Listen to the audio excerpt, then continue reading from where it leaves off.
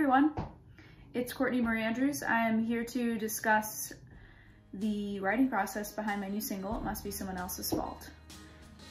So every song is different, and every song comes differently, at least for me. And sometimes that means a melody comes first, sometimes it means a lyrical phrase comes that I feel like is a big enough idea for me to sort of expand on.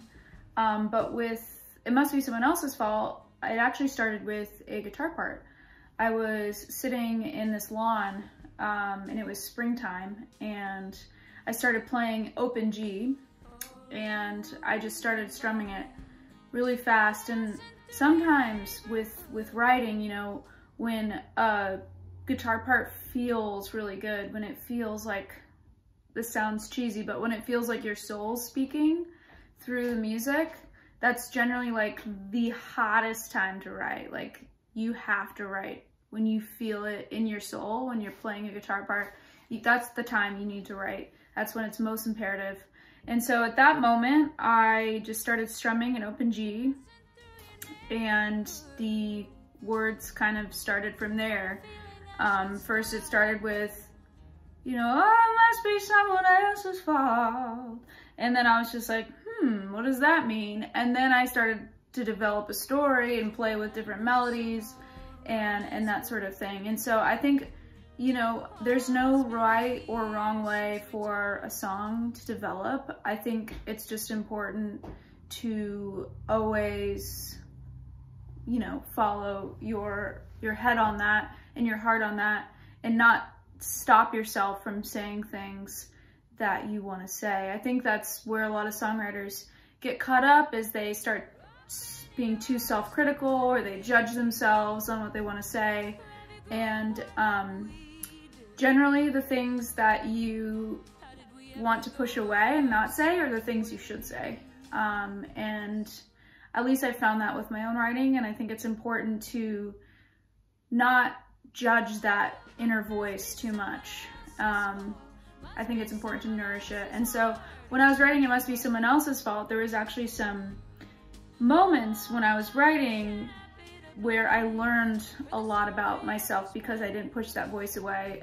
There's a line in the second verse that says, feels like I've gone crazy like the women in my family usually do.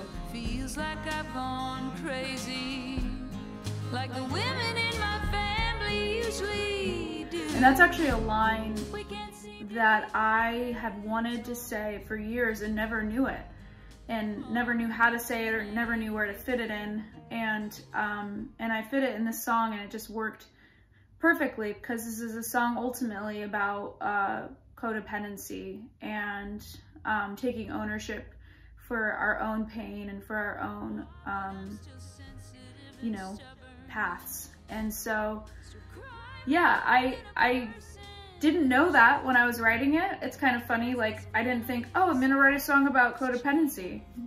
That was not what ran through my head at all. It was more of just what came out at that time, and then later on I realized what I'd written about. It's so hard to say where these thoughts come from. You know, I was listening to a podcast the other day that was Cheryl Strayed interviewing Judy Blume, and she's like, I have no idea why I say these things or where it comes from. And I think that you'll find when you're songwriting, the deepest part of your subconscious is revealed. And I just think if I could leave you with any advice, is that just don't judge yourself too much. You know, you gotta just go with your inner voice and really be honest with yourself. And also, there's no point of entrance that's right or wrong as well. Like, if it's a lyrical phrase that you're excited about, or a melody or a guitar part, there's no right or wrong way. I think the most important part is that you just do it and finish the song. Because that's what I did with It Must Be Someone Else's Fault. And that one came with a guitar part. So yeah, happy trails. And I hope you guys are able to stay creative throughout this time. So thank you so much. Someone else's fault.